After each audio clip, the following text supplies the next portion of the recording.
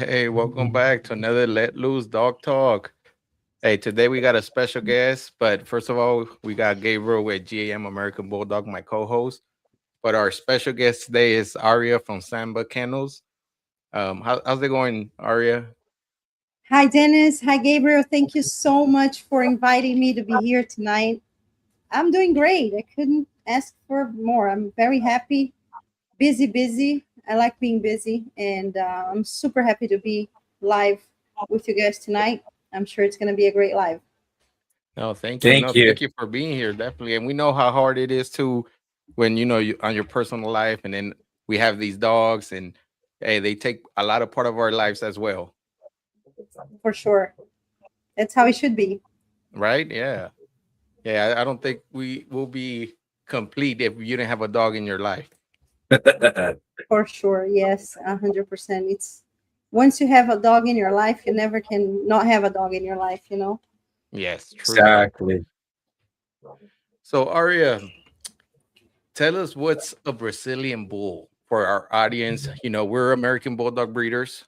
Some have an idea, but some still question what it is. Some think it's an American Bully XL, but that's a different type of dog, right? Yes and no. I would say that the concept of the two breeds are pretty much the same. Okay. Okay. They started with the same concept, with the same idea back in the days. I believe that every every XL American Bully lover and every Brazilian Bull lover has the same passion for bigger dogs, of course, the size and the presence of these dogs, they are pretty much what everybody's looking for: the presence, the docility, because theirs are not functional dogs. They're just, their function is to be the most loving and loyal family pet. Aside, Okay. they would have amazing muscles and they're stunning. And that's, so this is what I understand the concept of the breed is. um, of both breeds is the same concept. Okay. What differentiates the two breeds nowadays is the vision and the selection that it was taken by different gene pools, by different traditions. I think it's very cultural too, and we're going to talk about it a little bit. Am I hearing a little bit of an echo? You guys? Um, you sound good. I don't know, Gabriel. Can you hear a little echo? No, on my side, it seems like we're pretty good. Yeah, you Okay. sound good, Is Aria. anybody in the audience listening to echo when I speak? Let me see. Let me try to turn my, Anybody in the chat? Yeah, yeah, if anybody in the anybody. chat, let us know. Okay. Just want to make sure that. Hello, Didi. Hi, everyone. Hey, everybody that's jumping on. Thank you for being here. No, yes, definitely. Thank you, guys.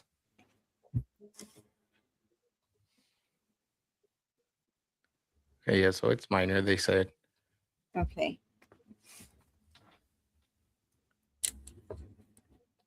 Yeah. So So, basically, the concept of the two breeds are the same, and what happened is what made them different was the selection. And I do believe that the gene pool too, even though a lot of people says, oh, they have the same background. And I see so many people in, I should call them haters, but they're not haters, they're just uneducated, I would say, yes, yes, I or agree. lack of education on this breed. So they go, oh, these breeds are just the same, and they're not.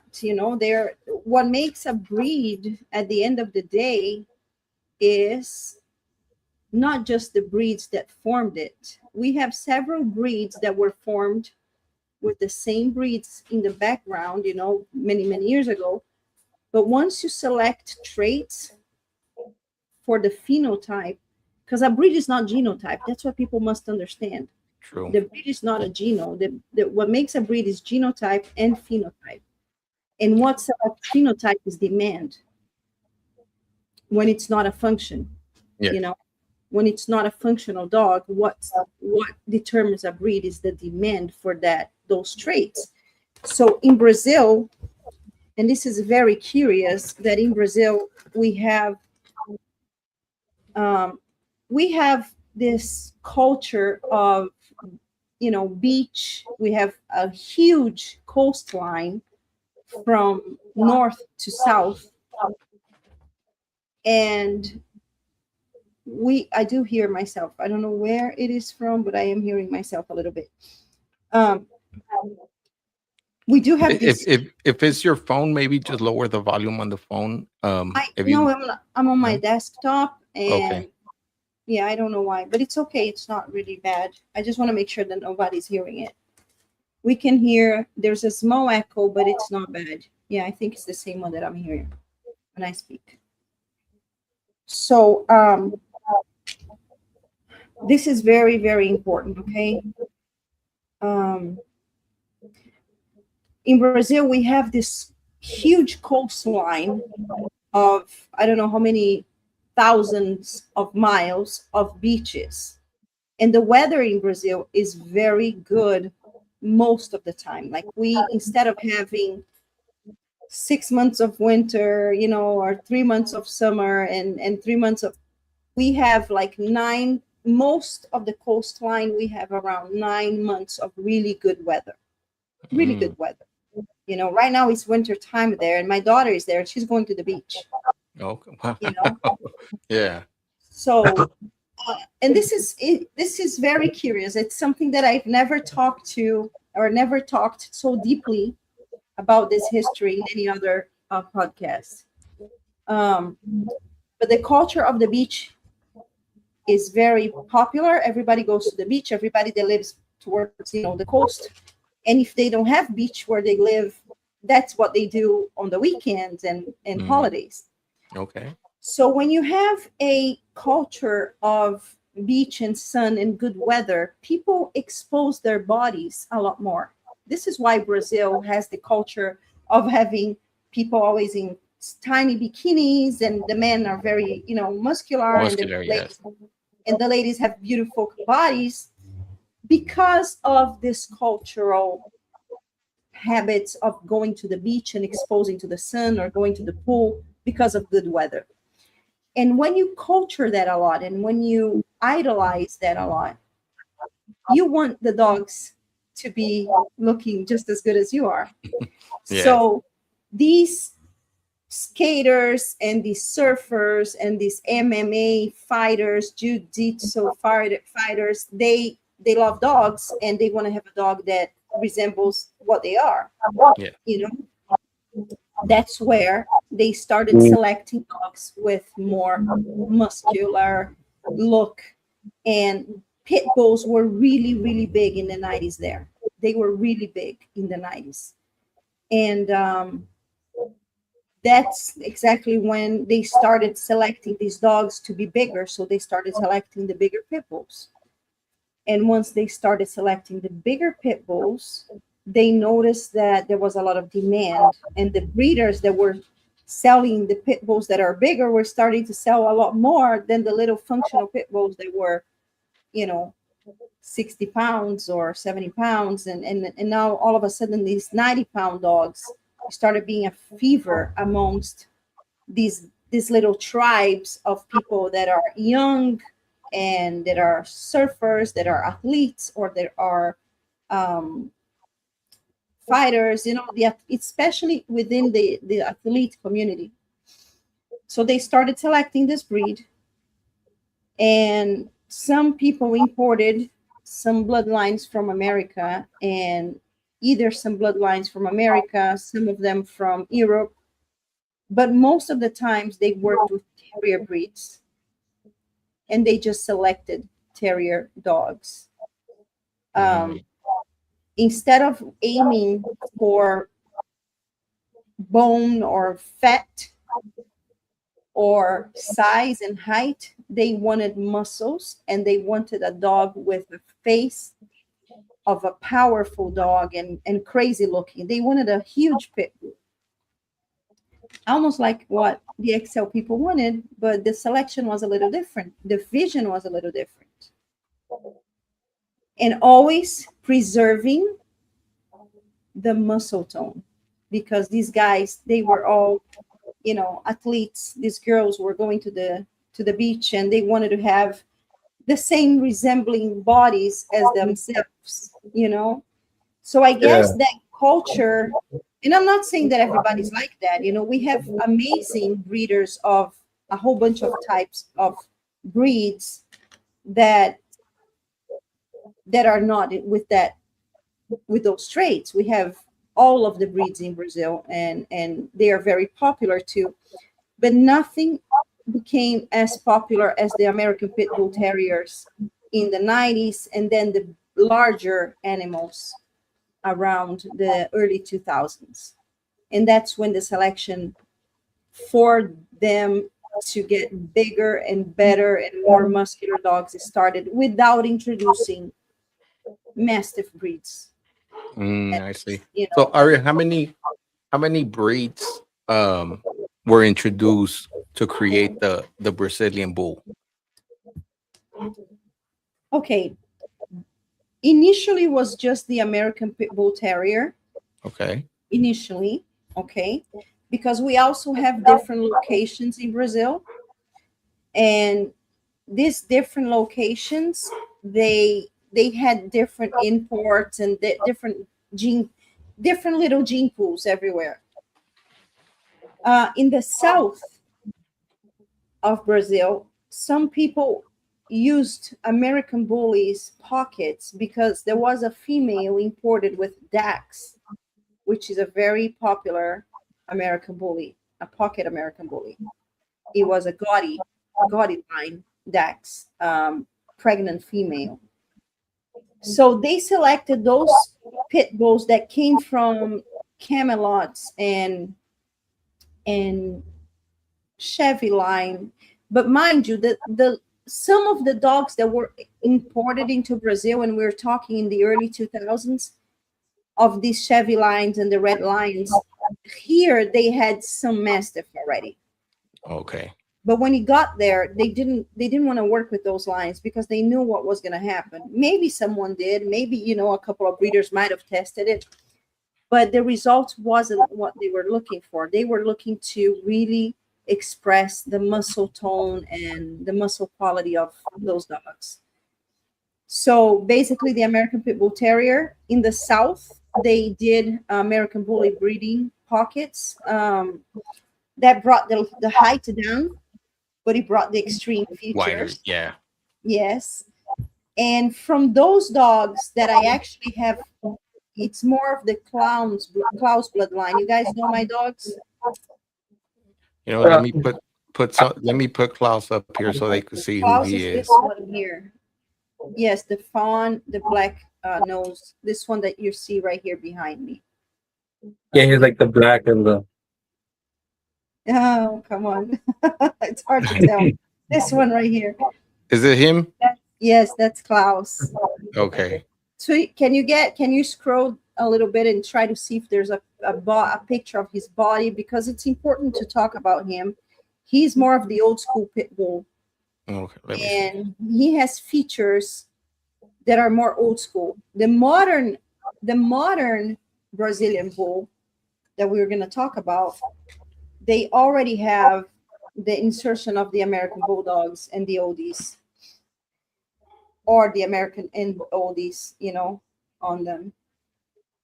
So Klaus, if you look at him, he actually resembles an American Bully pocket, very much so, Yeah,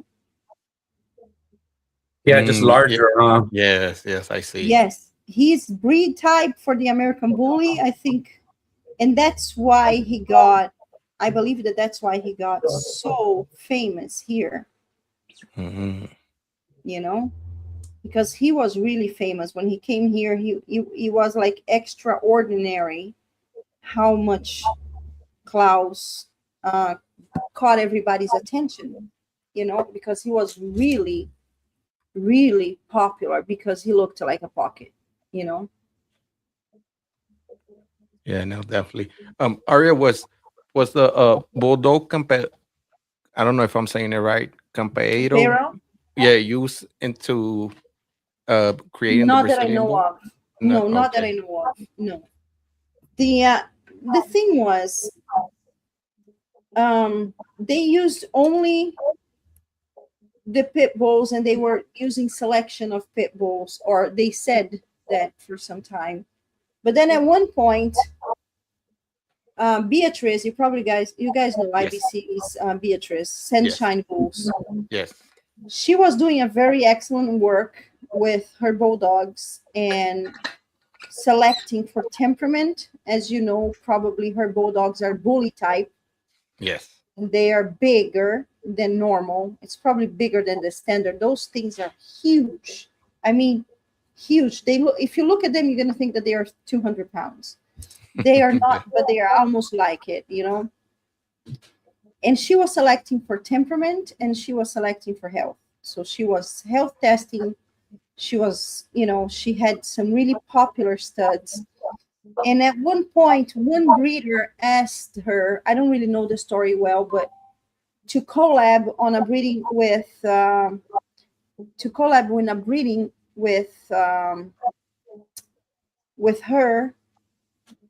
with a pit monster Mm. in her male, and the results were phenomenal, phenomenal. So they understood that they were getting with that mixing the results that they have been trying to get along many years. They got it in one generation. Oh Mm. wow. F1s, you know.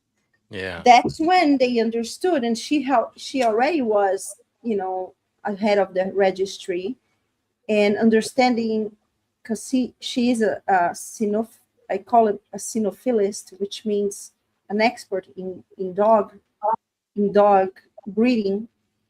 And she, with her team, decided that, hey, this is what the people were going crazy for these puppies, and everybody started using a new iron for those breedings, and the results were very consistent, very consistent. Yes. Yeah, So definitely her bulldogs are one of the best out there. yes, I mean, for that type of for that purpose, I think that other there's no other better there's no better individual to bring those traits that they were looking for. Yeah, definitely. So yeah, absolutely. So the acceptance was very good for the bulldogs, and that's when people started using them, and the thing just blew up. Really. And they said, hey, this is a new breed, we have to create a standard. And IBC created a standard for the pit monster at that time. And there was just breeders changing breeds to start breeding pit monsters. The demand was huge. The acceptance of the pet people, the buyers, was amazing.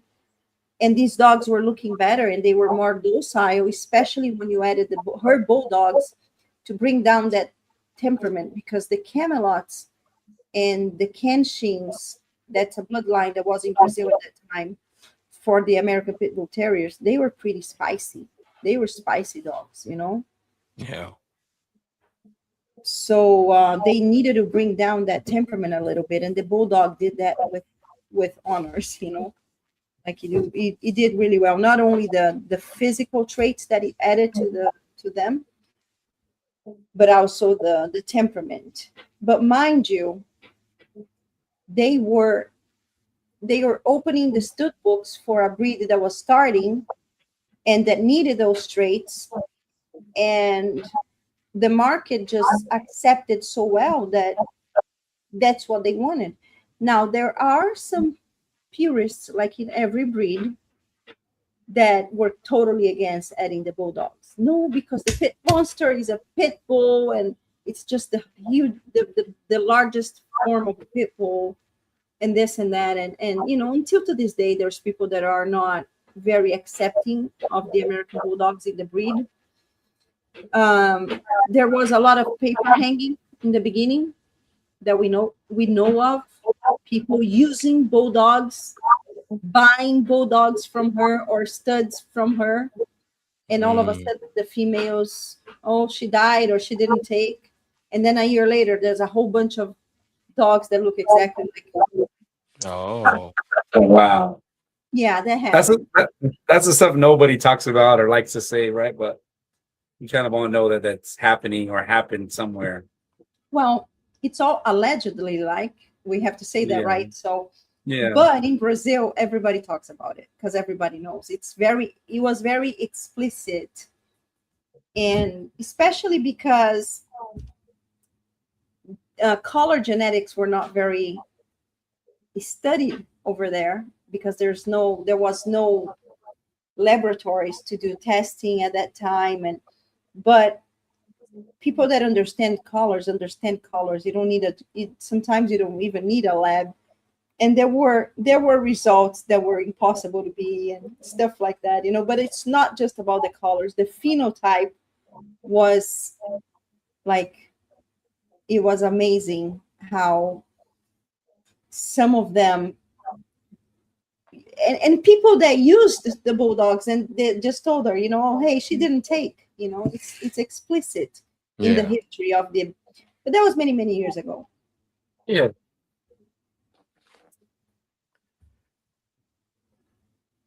So Aria, the dogs like Sheik, and then are there F2s, F3s, Say that again. like Sheik, what's the other dog? Klaus, Mandibula. Mandibula. Are they Klaus is an F something, but okay? not from bulldog. He doesn't have any bulldog in his blood. He Okay, has American Bully from Dax, but it's like fifth or sixth generation. So way in the back. he's not considered. But if you look behind his pedigree, in the third generation, there's like American Pit Bull Terrier. There's one female that I don't even think she has papers, but we knew who she was, and she was an American Pit Bull Terrier. Not that she didn't have papers, but they had a fight, and breeders fight, and the guy Correct. didn't give them the papers, so there's a blank space there, but we traced and we mapped and we know what it is, and she was an American Pit Bull Terrier. So that's why he throws that look. Sometimes he throws those terrier faces in the first generation, but then in the second generation it changes everything. Yeah. No, and my question to that is because I'm very impressed how whether the consistency of that look that the Brazilian bull is, it's there. And In so little so time. yes, and they could produce it. That to me is amazing because they've tried doing F1s, F2s, different breeds, but you never get that consistency. You might get Right. one or two, but what I'm seeing from the Brazilian bull is that consistency is there.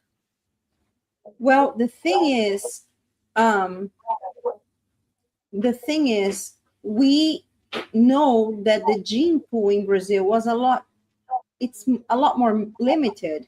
Even though there's a lot of outcrossing, whatever was outcrossed here was outcrossed there, so the individuals end up being very similar. And because of the vision and the selection of these breeders, they all knew what they wanted, and most of them wanted the same style of dog. They wanted, the face, very tight skin, the eyes looking very, Chinese, and almond eyes. We say Chinese, but it's like almond eyes, Yes. making those crazy faces, although they are big-hearted dogs.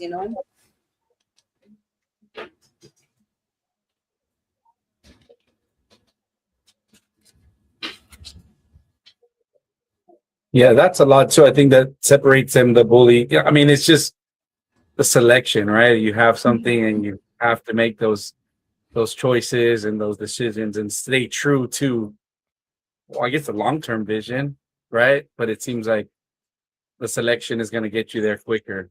The selection, the vision and the gene pool too. Because if you're using, uh, like I always said, the individuals there are very limited and they're very co-related, even though if you're using the bulldogs, they're very selected and they're very well selected by Beatrice and her team. And she has a bloodline already, consistent looking bloodline. And then on the other side of the old pit monsters, you always have a very limited, you also have a very limited gene pool, meaning that if you breed them together, or if you breed each, breed together, like Beatrice produces consistent look, even if you don't use her dogs, those dogs are consistent within their looks. But then when you're breeding together, even if you use different individuals from these two bloodlines, you're getting same results. They're You know, pretty prepotent on both yes, lines. sort of say, of course not the Yeah. same, but similar results. Oh, awesome.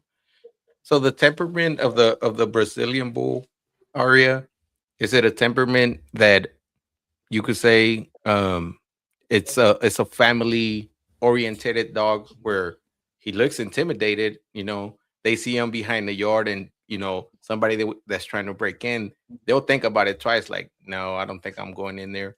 But you could have them with family, kids around. How's their Oh yeah, temperament? amazing. They are amazing, especially the newer generation. Like I said, the early pit monsters, they could be a little spicy.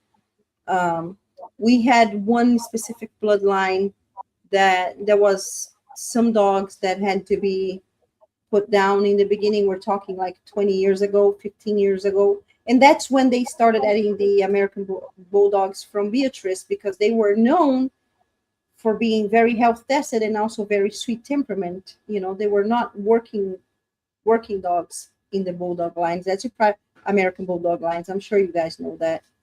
So um, they also have stamina. They have, they're very um, resistant to weather, tolerant to weather, tolerant to exercising. So they will be a good guardian by just like, how do I say, it's not their function, but they end up being good guardians just because they will look scary for whoever tries to Yeah. enter the house, Um, but yeah. So their breathing must. Sorry, I have a dog here and he's No worries. sorry, go ahead. No. So my question was gonna be, so their breathing, it's pretty well, especially if they're being bred in Brazil. Brazil gets hot too, right? Mm-hmm. Humid. So I'm assuming their breathing it's And no pretty air good. conditioning there. See, yeah, Oh, exactly. No Because climate. It's very expensive to have a climatized home in Brazil. So not only you don't have air conditioning, you also don't have heating. So the dogs usually stay outside, and you see all these dogs that come to me, they come with calluses in their elbows and knees, and that's because they usually stay in concrete. People they're dog people, they yes, know yes, dogs who stay, if the weather allows. Why am I not going to be inside? Because a dog is a dog. They do better in nature. They do better being distracted by birds, by trees and the wind and the breeze. They need to exercise their noses. They need to exercise their tailwind. yes. It's nature, and dogs are meant to be dogs. And even though, me included, we spoil them and we want to have them in the house, they're much happier outside. Um, and they love to be outside, but they also don't have the culture of putting little cushion mattresses for their babies to sleep. So they sleep on the freaking floor, especially because Yeah. it's so hot. yeah.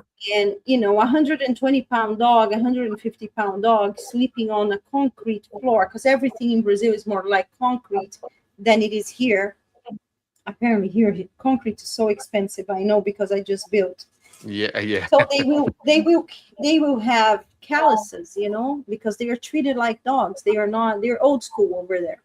Yeah. Now they're starting to change a little bit. The access to information and to the internet and you know, Instagram and Facebook, they have access to what people are doing in countries that are climate, there must be climate control, like America, like Europe. You know, if you go to Russia, I've been to Russia multiple times, and they're amazing dog people.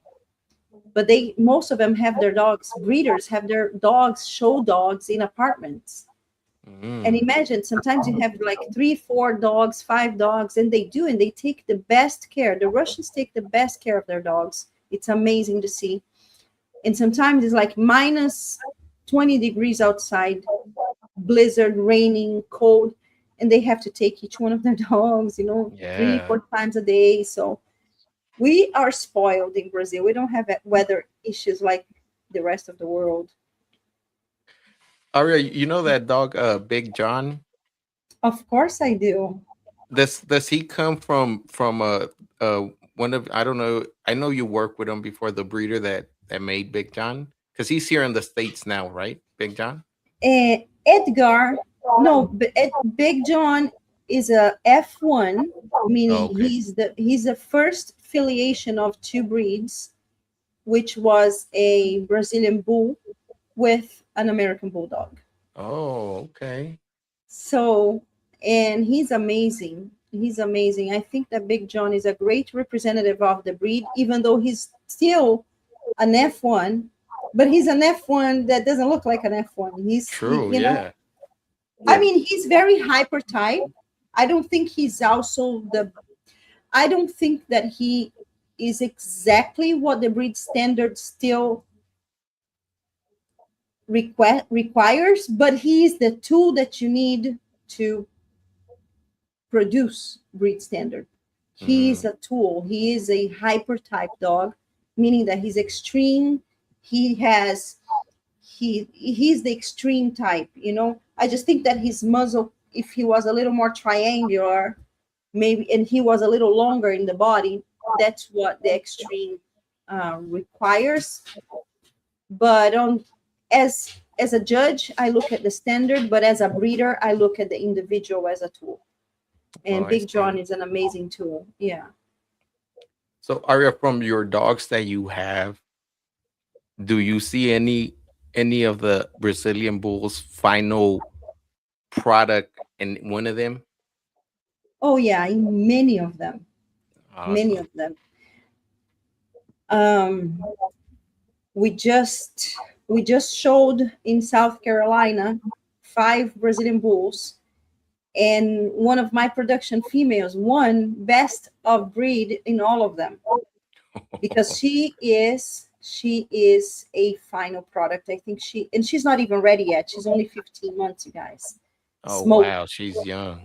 She's beautiful. Shout out to Didi and Tony from Samba Kennel's Red River. They're watching us, and they are the owners of Smoke. Didi was there. She sent me a message here. So um, I have Puma. Puma is an amazing Brazilian bull. He is an F3, and he's an all black dog, which is even more fantastic because he has no white chest. He has a little bit of a white spot on his belly, but if you look at him, he's complete black, which is rare for any dog of the bully breeds, you know? Is this him? Yes, that's Oh, Yeah, I him. seen okay. a video, and then there's I think it's like a chocolate dog. They're like getting wet or something. Mhm. Bucanas, I think. Bucanas, Those that's guys- it. Yeah, So crazy. Puma is a little shorter in body, and he has a little bit longer lips that I would like, but by the standard, it's acceptable. I think he fits and he was very young there. He was under 1 year old there, I think. Mm. And now he is a year and a half, almost 2 years old. No, he's going to be 2 years old the next month. No, what's the date today? 29th July. 2 days. It's his birthday, 2 years old. July Oh 31st. wow! Puma's birthday, you guys. Oh, Let's say happy birthday to him in 2 days. In There two you days. go. So Happy yeah, early birthday. What's the maturity, like the full grown? What are we talking? 2, 3, 4 four, years? 4 4 years? years. I think 4 years is Dang. when they reach their peak. They're very late growing, and look at Shake. Shake is Yeah. like still popping.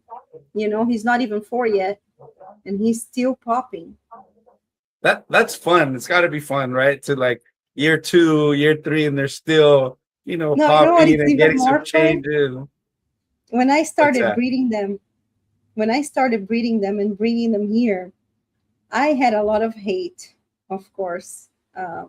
Who is this Brazilian woman that comes here and start bringing out these dogs and start taking over? You know, like, and I'm like, guys, this is for the community, because for me, my goal at that time was to provide this good genetics to the American bullies. You know, and I didn't even understand this breed as I do now. And today I'm like, no, this is ours. I'm Yeah. not sharing, you know, in a good way, of course. It's just because I am for the preservation of the traits and preservation of the breed.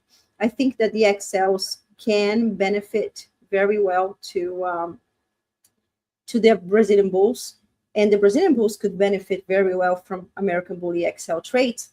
But if you keep breeding them together, you don't get the best of the both worlds. You know, you're gonna end up watering down, like I always say, you water down the traits that makes them unique. Yeah. So, and I did it for 4 years. I'm talking from experience. I'm not talking from pride. I was the one that used to bring them here and want to do all these breedings together. And when I realized that when you breed two Brazilian bulls together, the results are so much more beautiful. Look at the Brazilian bulls that we just took to the show. The consistent look. I have I had three shaken Buchanan's daughter. I had one tractor and Hannah's son, three shaken Buchanan's kids, one tractor son, and then I had one XL that is a shake son, and he remained as an XL because I decided that he didn't need to be transferred to Brazilian bulls, because we had the opportunity to transfer some dogs to Brazilian bulls as long as they fit the ABKC criteria. And Sultan, he's my blue tri shake son. I think there's a video of him just now. If you look at him, he's 2/3 Brazilian. His mom is half American and half Klaus. Wow. But because Klaus has more American bully influence, more than no American bulldog and more American bully, he looks more on the bully side. Yeah. And then Shake has some American bully. So at the end of the day, Sultan,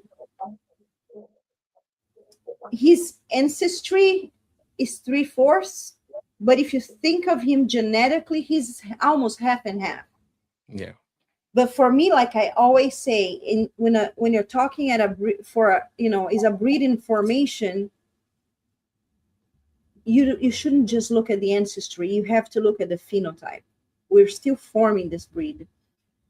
So I believe that Sultan is a better representative of the American XL bully than he is of a Brazilian bull. Maybe he will change in 2 years because he will keep Yeah. pop. Or maybe he's going to be a fantastic XL American bully, which I believe he's already a better American bully than most of the ones I've seen or that I've produced. Can you search him? Is he like a blue, what, He's a blue tri. blue tri, huh? Oh, okay. Yeah, I do see Let me a see. video of him. Oh, okay. He I has, think I and he already has the best top line and the best is this him? rear angulation. Yes, that's him. That's Yeah. not even a very good picture of him, but he has the best top line, short back, straight feet, balanced body that I've ever seen on an XL. And he just won 2 times best XL, 2 times best male in a show with like 10 XLs at least. Wow. That guy's cool. I was looking at I think the female you mentioned earlier, her structure is flawless. I really like it, Aria. Is it here? Yes, that's my production from Shake and Yes. Buchanan. And you see, but listen, those two dogs are flawless, okay? Structurally, and I'm talking technically, I'm not talking taste. You might not like them, or you might like one or the other better, but technically, as a judge, if you look them side by side, they are almost flawless when it comes to conformation. But she's very different than him, and they have the same father. But Wow. one, the mom is more American, and this one is 100% Brazilian. Okay. So they don't even look siblings, or have siblings. Yeah. So this is where you see the power of breeding Brazilian bull to Brazilian bull instead of mixing them up. Yeah. Oh, that's good. Is the crop ears part of the standard, or is just preferable wherever you like? It is preferable. Unfortunately, in Brazil, there is a rule that veterinarians can be punished if they're caught cropping ears. Mm, Veterinarians is a rule against them. So some breeders will do it, but also they cannot do it. But at least they don't have anything to lose unless pay a Mm. fine. Now, a veterinarian, if they're caught, they lose their license. So everybody really stopped cropping ears with vets. Nowadays, they crop with, I crop ears if I have to. Um, but it's a bad situation because in Brazil, everybody loves the ear cropped. But eventually, you will see full, long ears. long ears. Yeah. And they do have a standard for the ears too. I think that rose is preferred. I know the American Bully, the rose ear is preferred, or they have to fall erect to the side of the ear, of the head, something like that. I don't remember the standard for the Brazilian Bull ears right now, but they do have. But everybody prefers them curved. Mm, Oh, definitely. That changes. That's a game changer. yes, definitely. We Yeah. do have a question, Ari. I know somebody asked if Klaus is from the South region. Where is Sheik and Mandibula from? Okay, Klaus himself was not from the south, but some individuals in his pedigree came from the south, from those breedings that came with Dax. And we're talking south, like not too extreme south, but around Sao Paulo and Curitiba, which is the state, Paraná, which is the state beside Sao Paulo. Um, Now, Sheikh also from Sao Paulo, and that was a totally different vision. That's actually my vision with Lucas Pitt. Okay. No, I give that to Lucas because it's totally his vision, but I helped him by Sheikh's grandfather. He told me what he wanted and where he wanted to get. And I said, okay, I help you with what I can find here for you to get there. So I looked for a dog, and that's how I found King Wonka, which is the grandfather of Sheik. And it's also the little brother of my first XL because we bought two Okay. dogs. I bought mine, and Lucas bought his with the same litter. I actually sold Lucas. I helped Lucas buy that dog, and he got first pick, and then the second pick boy was Chuck Norris, that he's also in the lineup here. He was left over, like nobody wanted him, and I didn't have that much money to buy a dog, but I really wanted an XL, and I saw that the guy dropped the price from, I think, from 10 to 8 for this bully. So I called him because I used to do international transports, and I knew that breeder. I did a transport for him, and that's why I referred him to Lucas Pitt. And I Mm, said, "Hey, Justin, can you do me a discount on this puppy? He's already 5 months old, and nobody wants him, and he's so cute." And I knew that King Wonka was growing very nicely in Brazil because he was there already for a couple of months. And he says, "Yes, yes, I'll do him. I'll even give you a better discount." I think it was like 7,000 at that time.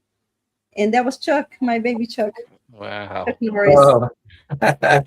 See, I have that him. We still have him. He's 6 years old. He's gorgeous. He's super young, super happy. healthy. He's still breeding, but he's only XL. I actually did my first breeding with him was a Brazilian girl, Okay. but it was a Brazilian girl more on the pit monster side. She didn't have any American Bulldog. Oh, okay. Yeah. So that answered a lot of questions because somebody even said that the different regions explain a lot. As I research, I'm seeing multiple phenotypes of Brazilian bulls. I wanted to call them different bloodlines, but they're just different gene pools. Yeah. What would you say now that where the breed is at, or like the time coming? Is there a lot of people that are maybe claiming Brazilian bulls and they're like not actually? What do you mean? Give me an example if you don't mind. Like I see some people where they have maybe dogs and they say, oh, it's like an XL bully, and it's really not. Or they could say, oh, it could be an XL bully, and they say, oh, this is a Brazilian bull, but maybe because there's a Brazilian bull like 3 generations back, and they're like, we just are gonna run with this. And Man, this is or is something it? that I'm so proud of saying. If it is a Brazilian bull, everybody already knows. And if somebody claims that it's a Brazilian bull and it's not, people are just gonna laugh, because that's the great thing about the Brazilian bulls. They've been here for so little time and they are already so recognizable. Yeah. That means consistent breed type. You know what I mean? Yes. Yeah. And that's something to be really proud of, honestly, because to get a dog breed so consistent in so little time, with such a variety of breeds and such a variety of individuals, especially when you're out crossing, we're still with the stud books open. It's very honorable and admirable. And this is why I started bringing them, because I didn't like their look in the beginning. It was hard for me to see those faces I also thought their eyes are close together. Yeah. But then I started studying, and this is why I tell everyone, the minute that you get used to them, you never want to go back to anything else, because you just want to you end up loving it. You end up even overseeing the eyes close together, because it's actually not really the eyes close together. It's the excessive area of skin and muscles around the eyes. I did a joke once. I took a picture of Donald Trump, our president, and I did a Photoshop where I didn't touch this area and I just stretched his face. Yeah. And I said, American Trump, Brazilian Trump. Everybody laughed. He looked like his eye was close together, but the measurement between the eyes were exactly the same. It's just an optical Oh, wow. illusion. It is an optical illusion, really. Well, that's pretty cool. I didn't know that, so I'm pretty sure there's a few Yes. people. Yeah, and those are the Yeah. things, when you're Try that. selecting. Try that one day. Get any photo editor, get your picture, and without touching here, just from the skin, pull it out. You're gonna look like a Brazilian bull. Nice. We have another question Aurea here. It says, how often are the Brazilian bulls line breed? How often they are what? Line bred? Yes. Oh, all the time. They breed them all the time, line bred, especially because like I said, our gene pool over there is still very small. So you outcross and then you line breed it, and you print the traits that you want, and then you open it again. And I think that we do have some bloodlines right now. As of today, we have some options more than they did in the beginning. But there's a lot of breedings that are like mother to son, father to daughter, inbreeding, like heavily inbreeding. They love to inbreed over there.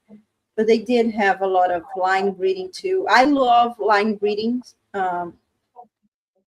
I worked with Dogo Argentino for 20 years, and that's how I got my best results, was with line breedings.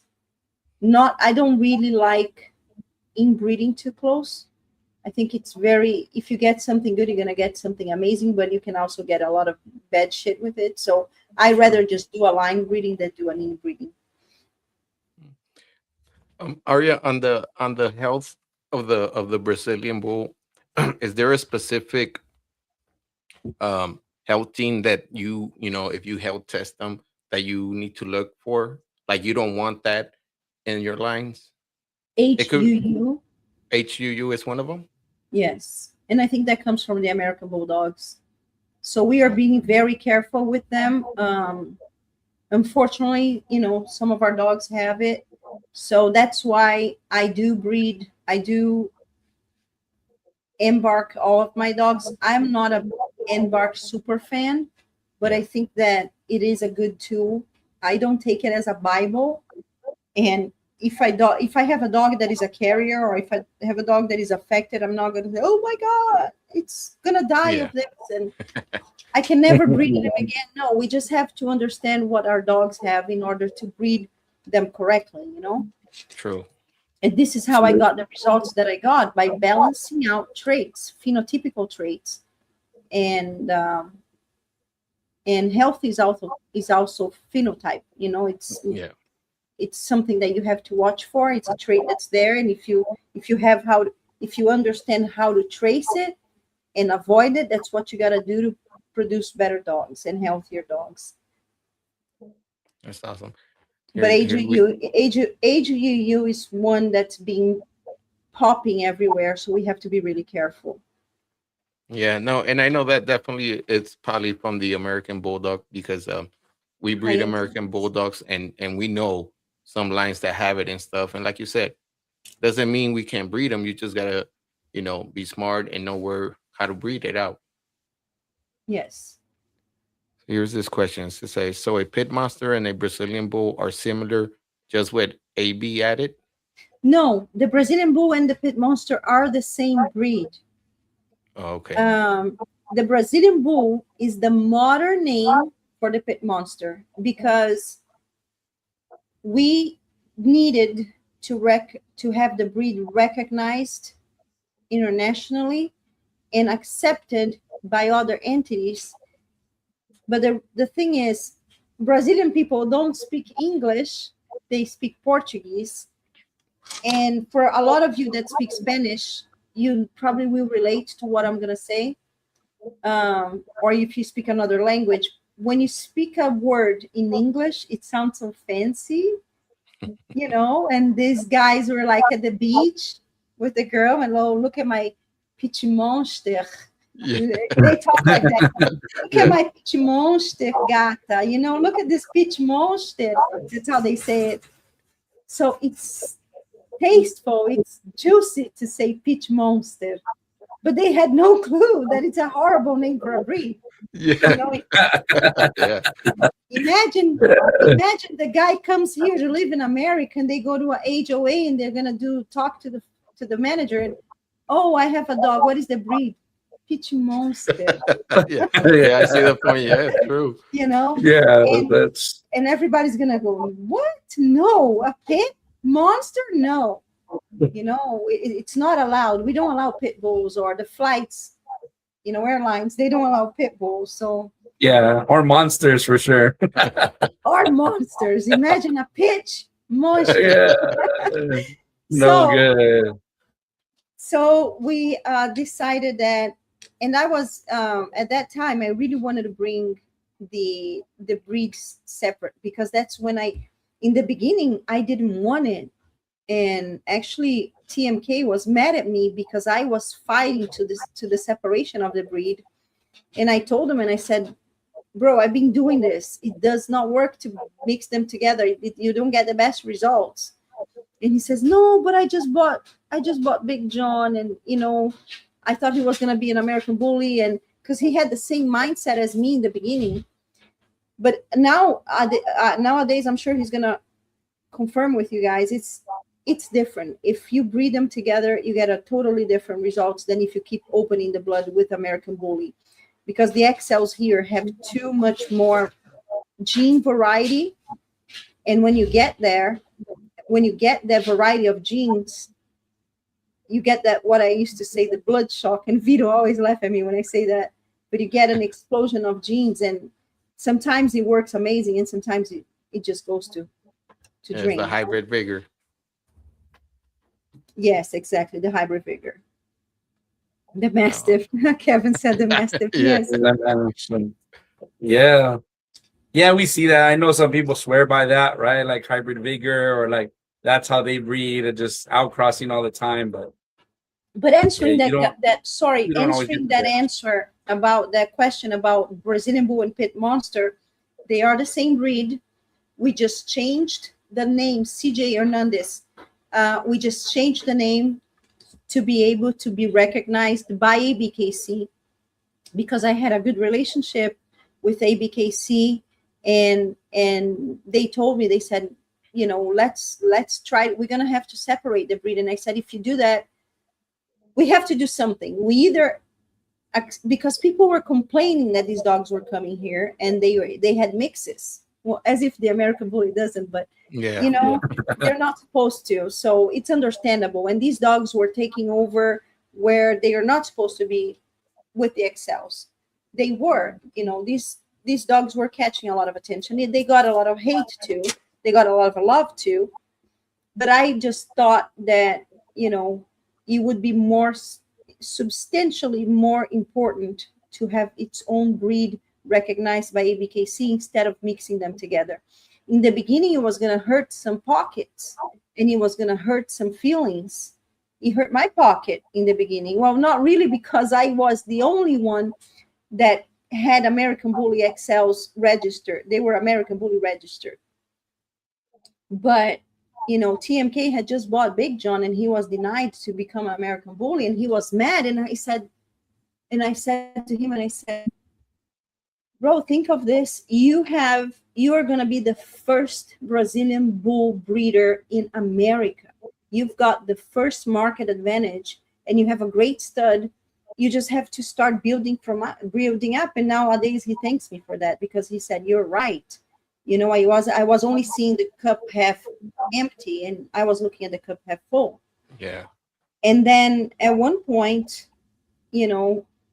I just realized so much that these genetics shouldn't be together, because they do better by themselves than together, that I said, I'm going to close all my studs. So all of my studs that are American Bully registered, but are Brazilian Bulls, pure Brazilian Bulls, they're closed to stud out for American Bully programs. They're open to the to the Brazilian Bull programs, not to the XL programs. Well, Nice. With exception of Sultan. okay. Man, and I'm losing a lot of money now, and I don't care. I did it consciously. Everything that I made in the background, like 2 years ago, that I've been making, I decided that for the breed, I would give in my studs, because I could be selling them. A lot of people ask me to use them with XL females, and I said, no, unless you breed them to register as Brazilian Bulls. And then you're going to have to go to IBC in Brazil, because ABKC won't do it here. And if they approve, still it is not a certain thing. If you go to Brazil to register an F1 litter, you're going to have to wait 1 year for them to approve the puppies. Oh, If they are wow. breed type, you get breeding papers. If they're not, you don't. Oh Yeah, wow. but I think overall, I think it was a good thing that you separate both breeds, the American Bully with the Brazilian Bulls, because you know, like you said, they're a little bit similar, but when they're in the ring, you're gonna be able to tell what's a Brazilian Bull and what's an But we American were Bull. losing. Our females, Smoke was competing in the XL class, and she was getting second place. Everybody loved her, but the judges were telling the handler, she's a Brazilian Bull, she shouldn't be here. But this is what the papers that she has from ABKC. So we petitioned this, especially the Samba family members, because we were going through all of that. We petitioned to change all of our dogs that were Brazilian phenotype and Brazilian background and Brazilian genealogy from Excel to Brazilian Bull. And they created some rules. ABKC said, okay, we're going to give you a period of time to do it. I think it was until July 1st. As long as they don't have any offspring and they don't have any siblings. No, the siblings was an exception. The offspring was more important. So I was able to register all of my puppies from Sheikh and Buchanas to American Bully, to Brazil, from American Bully to Brazilian Bully. And this is when Smoke, she had gone to the shows and she was always losing, even though the judges loved her. Because it's hard for a judge to put her to the front if she's not breed type. She might be perfect, structurized movement or whatever, beautiful dog and everything else, sound and healthy, but how do you justify to the other lineup of XLs that are with her, they're competing, that you're putting another breed to win over them? Maybe the judge even liked them better than the other individuals that were there at that time, but he cannot give it to her because she was not that breed. And I'm happy and I'm so thankful that ABKC gave us the opportunity to change all of our Brazilian bulls that were genetically and phenotypical to the breed to what they are. And the only one, you know, like I said, Sultan, well, he didn't qualify because he already had puppies. But even if he did, I would not ask for him to become a Brazilian bull because he's a perfect American bully. Nice. Excel. Let's see. Well, what other question I need to know?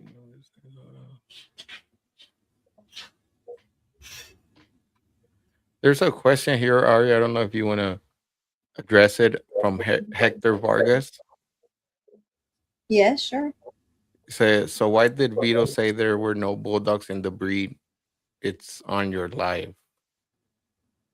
I don't know why did Vito say there were no bulldogs in the breed? It's on your live. What do you mean, Hector? There was. Can you please explain that? Yeah. When did he say that there were no bulldogs? Do you mean? Because you clearly said it. Yeah. No, but I said it too. There were no bulldogs in the beginning. The bulldogs Correct. came later. Is that what you mean, Hector? You know, there was no there were no American bulldogs in the beginning of the breed. When they started, it was basically the American Pit Bull Terriers. I think that there were some American Staffordshires, some of it, and some of those from Dex line. Some of the strain of Dex, that those are American bullies. They're not American bulldogs, but American bullies has a little bit of bulldog in them, the pockets. Yeah. You know, but if you were talking about he said that there's no American bulldogs. Yes, there's no American bulldogs before the years 2010s, maybe. I think I might be wrong on that, but yeah. If that's what Hector is asking. Yeah. So in the beginning, there was no American bulldog added to the breed. Okay. No, not that we know of. At least it was not they didn't even look like American bulldogs. They looked like terriers. They were totally terriers. And the selection was very, very strict on muscle type and on size. So they were selecting for a little bigger because we are comparing to the original functional American Pit Bull Terriers, of course, you know. Now, here's this another question. I guess what he's trying to ask is, he's like, do you guys think Brazilian bulls have anything to with that people? So I guess his question is people, if the Brazilian bull has anything to do with people calling XXL bully. No, because the XXL bully, I would say that Hulk is an XXL bully. There's no such thing as an XXL. It's a popular name. There's not that category for the XLs in papers. It's just a marketing. I would consider, bloodlines like mega built bullies, Ellies, and Chevy line, the even the what's his name, big ballers, those are the XXLs because they're very, very big. Big ballers not as much, but these tall dogs I would consider XXLs because I do understand the classification between the classes on the American Bully are more connected to the height, Mm. right? Now the Brazilian Bulls, we don't have huge dogs. We do have some huge dogs, but it's not our main. It is not our main desire. Anybody will trash a dog that is big and not muscular for a dog that is a little smaller, more harmonic, but very muscular. That's not what Brazilian people want. They don't want to lose the muscle. No, definitely. So, Ari, I know we're getting into our final hour here now, but two questions before we close it up. Sure. Where do you see the Brazilian Bull in 10 years? In 10 years, I don't know. In 10 years is a little too long, but in 5 years, I think it's going to be the breed that, I mean, if somebody is willing to start, now is the time, because I think that they are becoming the new XL. They are becoming the new American Pit Bull Terrier. They are the same way that they capture the Brazilian people's heart. They're capturing the world. Yes, Yes. you said it right. The world. And I am a very big proof of it. I'm going to release a video today talking about the partnership worldwide that we're doing. I am selecting partners to become Samba Kennels in their countries and provide for them all the material, like the dogs, the mentorship, and there's only going to be one Samba Kennels representative in each country. And of course, there's a cost. It's nothing, it's a mentorship. It's going to be like a franchise. I'm going to provide them with the dogs that they need according to what they want. But I'm going to be mentoring them through the history, through the breedings and the marketing, everything. I've had in less than a month more than 50 applications from 22 countries. Wow, that's awesome. And that's because I haven't even really advertised it yet that much, So how do you get to that point? I mean, the breed is just, I'm not the one doing it. It's the breed itself. People love the breed. No matter how good my marketing is, you guys, if I was breeding dogs that are not appealing to the demand of the people, nobody wanted it. They are seeing the demand, and they are seeing, and they are falling in love, and they are overseeing the eyes closed together. That's what I mean. Like everybody's, you get to fall in love with them eventually. Definitely. And they resemble a lot the American Bulldogs. I love that. Yes, and one thing that I found that real common is like the American Bulldog. It takes time for them to develop to be what they are, because they grow so slow. But look at them at 2, 3, 4 years old, and you're like, wow, my dog just changed completely. That's a huge difference from the American Bully XLs. I think that's one of their main differences from the American Bully XL. The American Bully XLs, they are beautiful, fat, chubby puppies. They look like teddy bears. And that's what I was going to say in the other question, and I sidetracked. My first puppies, everybody was laughing at me and hating on me because my puppies were so ugly.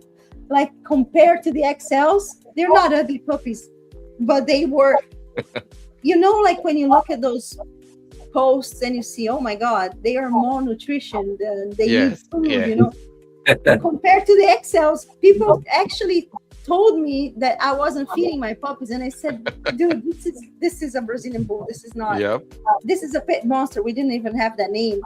And they grow differently. They're very slow growing.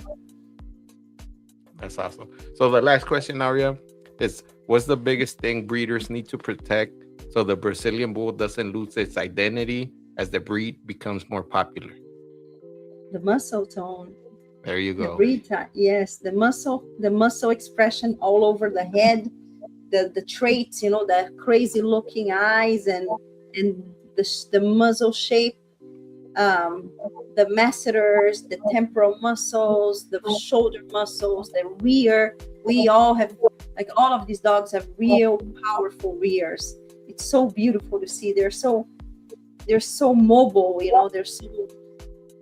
their dynamics is so good. There's still a lot of room for improvement still but like anything, the XLs in the beginning were really bad structurally, and now they're looking a lot better. Yes. And one more question, Aurea, and it's in Spanish for our Spanish speakers, because we do have a lot of American Bulldog breeders in different countries that speak Spanish. Oh, But really? they're Cool. yes. They're like, Aurea, ¿cuántos kilos de comida come un perro adulto y cuántos kilos de comida come un cachorro? All right. How much of the food for an adult and how much for a puppy? Yes. Hola, Raúl. Buenas noches. Mucho gusto. Yo hablo un poquito español. Mis perros, no sé. Creo que aproximadamente 700 gramos los adultos, pero de buena calidad, y 400 gramos los cachorros de 4 o 5 meses. Okay. Raúl, But I don't measure. Yo no los mido porque le dejo comer a voluntad. Si le gustan comer más, le doy más, ¿entiendes? A veces, mira, Klaus, at one point when I gave them raw, Klaus would eat 2.5 kilos sometimes of raw. Sí. Sí, Raúl, yeah, just gracias por tu pregunta, Raúl. Ojalá Aurea contestó tus preguntas. Aurea, it was a pleasure having you. Thank you very much. Thank you, guys. Say your social media so our audience could find you if they're interested. Like I said, we have American Bulldogs all over the world, Spanish countries that, Right. Hey, you Amazing. guys, there's an Guys, opportunity. If you guys want to know a little bit more about the Brazilian Bulls, I welcome you to also watch our lives every Thursday. And on YouTube, my channel is Samba Kennels, my YouTube channel, my Facebook, and my Instagram, Samba Kennels. Entonces, amigos de todo el mundo, si quieren conocer un poquito más de los Brazilian Bulls, invito para visitar Samba Kennels en YouTube, Facebook y Instagram. Tenemos una live todas las noches. We have a live Thursdays at 7:30 p.m. There you go, guys. Thank you, Aurea, for everything. Muchas gracias. Thank Here, you. here. Thank you so much. It was a pleasure. Yes. Thank We'll you, see guys. next It was very Wednesday. nice meeting you. I Same hope here, to see Aurea. you guys in a dog show sometime. Yes, definitely. Yeah, for let's sure. keep in touch. Do Thank you- you. Which registry do you guys register your bulldogs with, or your American Bulldogs with? You know what? The here in the West Coast, we use the ABA, it's American Bulldog Association, just because Is they that like host. the main one? Is that like the main one for the American Bulldog? Well, the main one is NKC. Yeah, NKC okay. is the main But one. currently, they throw a lot of shows like on the East Coast and stuff. But here, the ABA, they're the ones who are throwing the shows. Well, they do with another registry for some other dogs. But here on the West Coast, that's where the shows would be the ones hosting the shows. Sure. There's ABKC shows here too, but not a lot of American Bulldogs show up. So it's hard for us Yes. to just show There up. was a lot of American Bulldogs in South Carolina. Well, not too many, but no, there were oldies. Never mind, there were oldies. There was like 4 oldies there. Oh, There's okay. a question there. I'm Let me new to see. the podcast. Janelle, I have an here it ABKC register, American Bully Stud. His lineage has father and grandfather grand champion.